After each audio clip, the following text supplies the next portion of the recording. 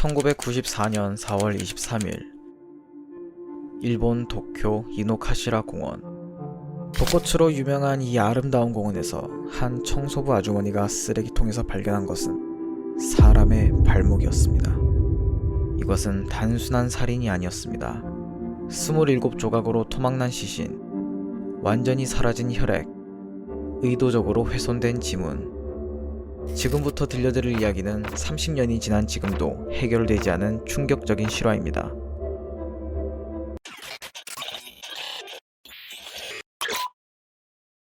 신고를 받은 경찰이 공원 전체를 수색한 결과는 충격적이었습니다. 총 7개의 쓰레기통에서 23개의 봉지가 발견됐고 그 안에는 27조각으로 토막난 시신이 들어있었습니다. 모든 시신 조각은 검은 봉투와 반투명한 흰 봉투로 이중 포장되어 있었고 어부들이 사용하는 특수한 방법으로 단단히 묶여 있었습니다.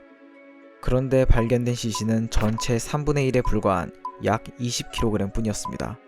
머리와 몸통 대부분은 대체 어디로 간 걸까요? 손발의 지문은 거의 완전히 지워져 있었습니다. 그리고 전기톱으로 추정되는 도구로 정확히 20cm 간격으로 절단되어 있었죠. 이는 이노카시라 공원 쓰레기통 투입구 크기에 정확히 맞춘 것이었습니다. 완전히 계획적이고 치밀한 범행이었던 거죠. 더욱 충격적인 사실은 절단된 시신에서 혈액이 한 방울도 남아있지 않았다는 점입니다. 이는 일반 가정집에서 할 수 있는 작업이 아닙니다. 의학적 지식과 많은 양의 물이 필요한 작업이죠.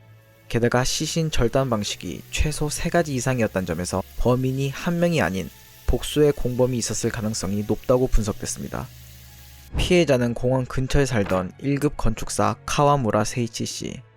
성실하고 바른 성격으로 주변에 원한관계가 전혀 없던 평범한 가정의 가장이었습니다. 그런데 왜 이런 평범한 사람이 이렇게 잔혹하게 살해된 걸까요? 카와무라 세이치 씨의 마지막 목격은 4월 21일 밤 11시 30분 신주쿠역에서 지인들과 헤어진 때였습니다. 그리고 시신이 발견된 건 4월 23일 오전. 약 34시간 동안 대체 무슨 일이 벌어진 걸까요? 4월 21일 밤 카와무라 씨는 동료들과 술을 마신 후 키치조지역에 도착했습니다. 그런데 이때부터 수상한 목격담들이 줄줄이 나오기 시작합니다. 자정 15분경 카와무라 씨와 닮은 남성이 2명의 젊은 남자에게 폭행당하는 것을 목격했다는 증언이 있었습니다.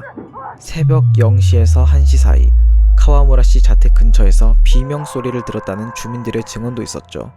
다음 날인 4월 22일 오전 9시경 이노카시라 공원에서 2km 떨어진 편의점에서 30세 전후의 남성과 50세 전후의 남성 2명이 반투명 쓰레기 봉투를 무려 100매나 대량 구매했습니다.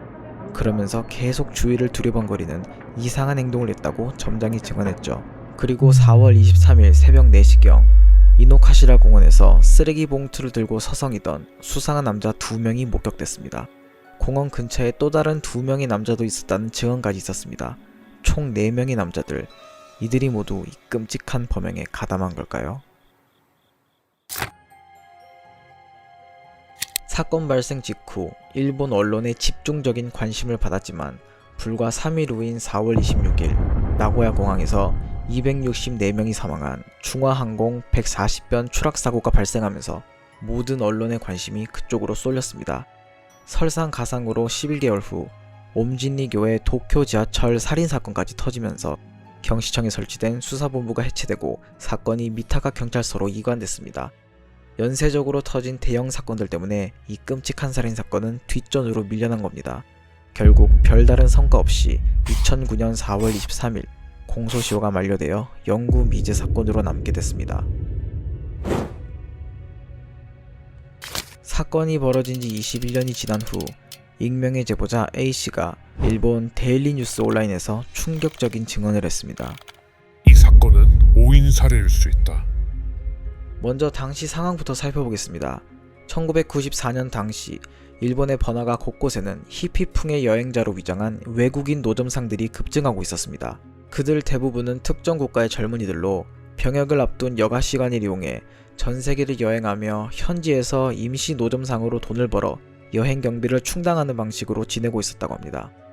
A씨는 이렇게 증언합니다. 당시 저는 노점상들 사이에서 이 동네 유지라고 알 수 있었어요. 그런 상황에서 외국인들이 갑자기 나타나니 그들은 그저 경쟁 상대일 뿐이었죠. 한마디로 영역 다툼 같은 게 벌어진 겁니다.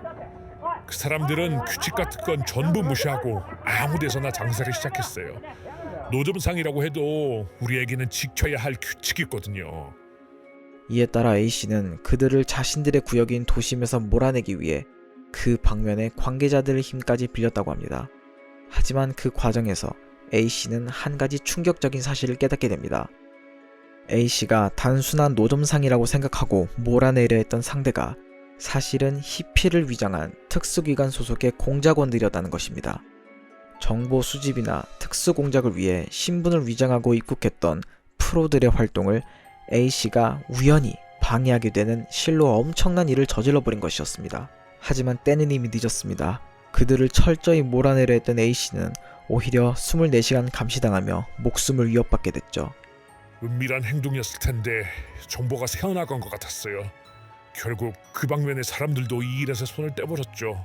이에 A씨는 신변의 위험을 감지하자마자 도내 여러 비즈니스 호텔을 전전하며 숨어 지내는 생활을 할 수밖에 없었다고 합니다. 도호쿠 지역의 행사장에서 가게를 열었을 때 감시당하는가 싶더니 다음날 규슈의 장날에 가게를 열자마자 이상한 외국인들이 자신을 감시하고 있었다는 거죠. 일본 어디를 가든 A씨 주변에는 반드시 그들의 모습이 있었습니다. A씨는 이제 틀렸다라고 느꼈다고 합니다. 그렇게 A씨가 날이 갈수록 긴박한 상황으로 몰리는 가운데 한 사건이 발생합니다. 바로 이노카시라 공원 토막 살인 사건입니다. 사건 당일 밤 공작원들을 피해 A씨는 평소처럼 도내 비즈니스 호텔에 잠복해 있었습니다. 그래서 A씨 본인은 해당 사건에 대해 텔레비전을 통해 알게 되었다고 하죠. 와이드쇼 같은 데서 봤는데 제가 사무실로 쓰던 집 바로 옆이 화면에 비추더군요. 피해자분의 영상을 봤을 때는 등골이 오싹했어요. 그리고 이 사람은 나로 착각되어 살해당했구나 라고 확신했습니다. A씨가 원래 있어야 할 기치조지 일대에 사건의 피해자가 된 카와무라 씨가 우연히 그곳에 있었습니다. 살해된 카와무라 씨의 집과 A씨가 창고 대신 빌렸었던 건물은 근처에 있었던 거죠. 카와무라 씨와 얼굴, 체격, 나이까지 똑 닮은 A씨는 기치도 지역 일대에서는 사건 발생 전부터 카와무라 씨의 지인들이 A씨를 카와무라 씨로 착각해 여러 번이나 말을 걸었고, 착각을 했던 카와무라 씨의 지인들도 이렇게 똑같이 생긴 사람이 있다니 라며 놀랐다고 합니다. 그래서 카와무라 씨는 A씨 대신 외국인 공작원들의 손에 의해 살해된 것이 아니냐는 의혹이 제기된 것이죠. 그리고 여기서 끝나지 않습니다. 더욱 충격적인 이야기는 A씨가 이노카시라 토막 살인 사건으로부터 몇 년 후 A씨의 가족이 살해당한 것입니다. 용의자는 해외로 도피 중이며 아직 체포되지 않았지만 살해된 피해자의 시신은 토막 난 채 유기되어 있었습니다. 공교롭게도 A씨는 다시 한번 토막 살인 사건과 연루된 것이죠. 두 토막 살인 사건의 연관성은 전혀 불분명하지만 과연 정말 우연이었을까요? 평범한 가정의 가장이었던 카와무라 세이치 씨는 왜 이렇게 잔혹하게 살해당해야 했을까요? 공소시효가 만료되어 진실은 영원히 어둠 속에 묻혔습니다만 특수기관의 공작원들에 의한 오인살이었을까요? 아니면 정말 기묘한 우연의 연속이었을까요?